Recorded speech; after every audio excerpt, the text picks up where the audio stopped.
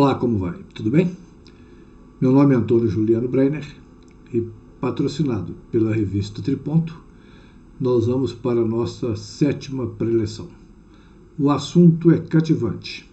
O assunto deixa muitas dúvidas e a história pode ter uma nova leitura. Nós vamos falar hoje sobre o período regencial, de 1831 a 1840, e a participação da maçonaria nas revoltas que aconteceram nesse período.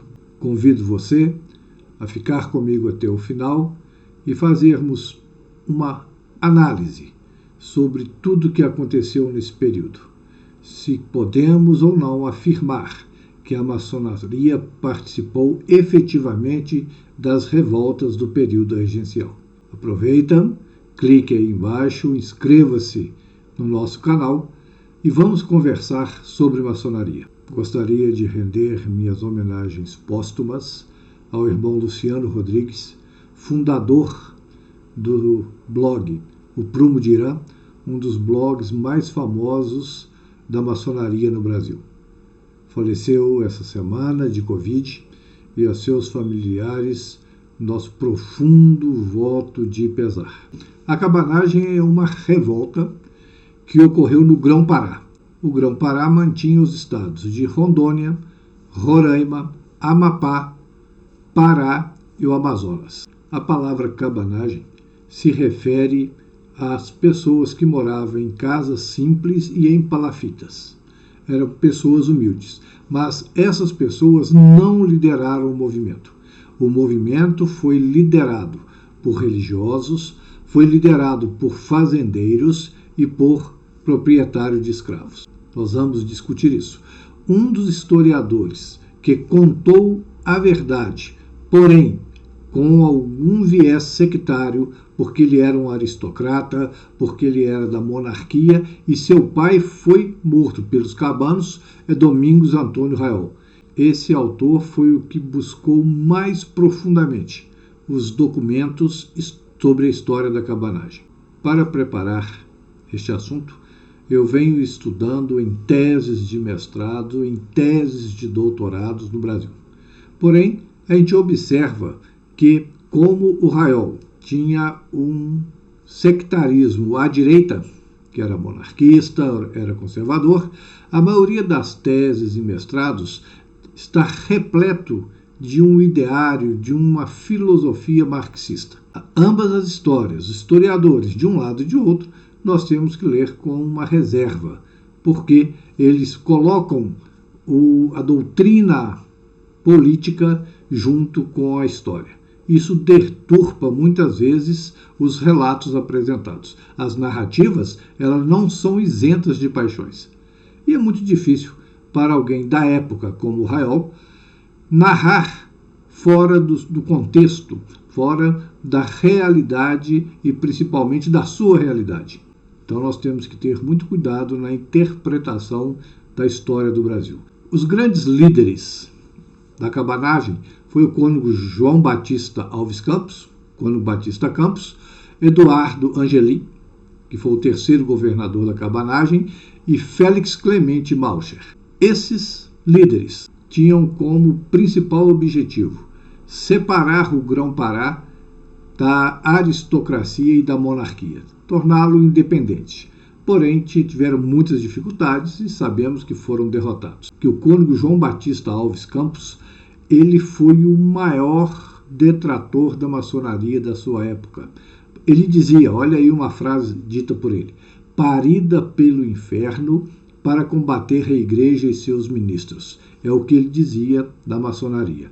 E logo que os cabanos estavam iniciando as suas revoltas, ele teceu comentários depreciativos, calúnias e mentiras sobre a maçonaria. Um dos historiadores diz que ele agiu dessa forma porque ele queria ser maçom e o seu nome foi rejeitado. Então ele usou todas as suas armas para destruir a maçonaria em Belém do Pará. E em relação à cabanagem, qual foi o papel da maçonaria? Observe aí que os maçons foram atacados e a primeira loja do Pará, chamada Loja Tolerância, de 19 de dezembro de 1832, foi saqueada e destruída em 1835. Somente em 1857, a loja Firmeza e Humanidade e Harmonia e Fraternidade, essas duas lojas, foram reestabelecidas no Pará, porque a cabanagem foi a revolta que, além de combater a aristocracia, além de combater a monarquia, ela combateu ferrenhamente a maçonaria, devido às ideias lançadas pelo cônego Batista Campos. Uma outra revolta que aconteceu no período regencial foi a Revolta dos Malês. Mas a Revolta dos Malês foi iniciada por escravos em 1835, no dia 24 para 25 de janeiro. Esses escravos, mais ou menos em número de 600, queriam a liberdade, eram escravos de origem islâmicas e se organizaram o levante, mas foram facilmente dominados pelas forças legalistas e não teve sucesso. Porém, a maçonaria não teve nenhum envolvimento com a Revolta dos Malês. Uma outra revolta do período regencial foi a Balaiada. A Balaiada foi no Maranhão entre 1838 e 1841, já no final do período regencial, os 2 últimos anos, porém, também não teve nenhum envolvimento da maçonaria. Uma das revoltas com consequência de envolvimento da maçonaria, um possível envolvimento da maçonaria, foi a Guerra dos Farrapos. Essa Guerra dos Farrapos, também conhecida como Revolução Farroupilha, aconteceu no Rio Grande do Sul, ou nos estados do Sul, e alguns informam que foi desencadeada pela loja Filantropia e Liberdade, que tinha como venerável mestre um dos grandes líderes da Revolução Farroupilha, que foi Bento Gonçalves da Silva. Observe que a Guerra dos Farrapos ela durou 10 longos anos, de 1835 a 1845. Existe um balaústre, isto é, uma ata, que dizem ser oriunda da loja Filantropia e Liberdade, de 18 de setembro de 1835, quando Bento Gonçalves era venerável mestre da loja. Eu deixei aí na parte superior um site para que você consulte esse balaústre.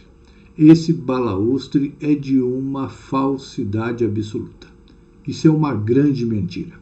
Esse balaústre é recente, ele tem mais ou menos 15 anos.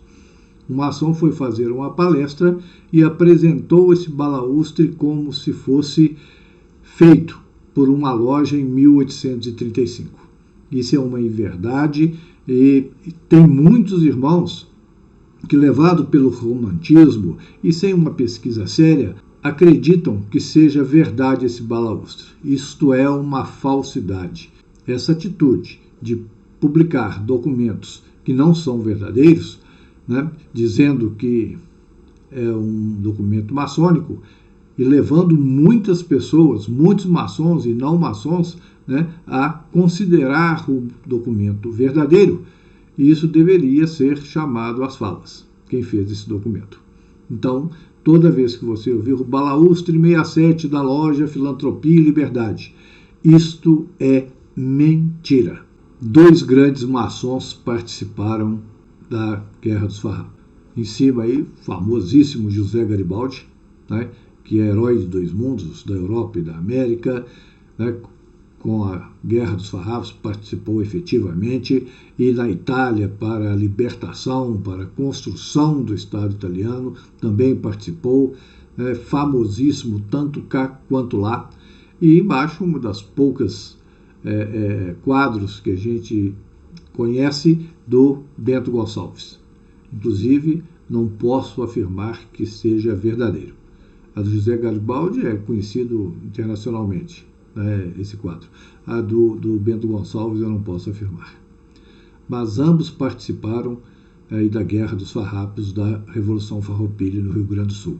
Inclusive, o Rio Grande do Sul conseguiu, por um período, manter-se independente do Brasil. Para nós aprofundar os estudos sobre a participação da maçonaria em determinados eventos, em determinadas revoltas, em determinadas revoluções, nós temos que buscar documentos.